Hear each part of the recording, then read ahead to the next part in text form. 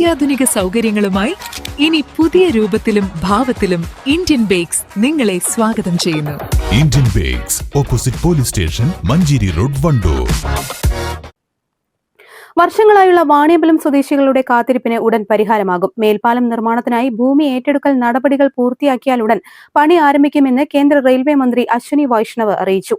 A P Anilkumar MLA-യുമായി ഡൽഹിയിൽ നടത്തിയ കൂടിക്കാഴ്ചയിലാണ് മന്ത്രി ഇക്കാര്യം വ്യക്തമാക്കിയത്. രാഹുൽ ഗാന്ധിയുടെ ഇടപെടലിനെ തുടർന്ന് കേന്ദ്ര ബജറ്റിൽ ഉൾപ്പെടുത്തി 20,90,00,000 രൂപ പദ്ധതിക്കായി നേരത്തെ അനുവദിച്ചിരുന്നു. നിലവിൽ Kerala rail development corporation limited തയ്യാറാക്കിയ DPR-ന് റെയിൽവേ അംഗീകാരം നൽകിക്കഴിഞ്ഞു.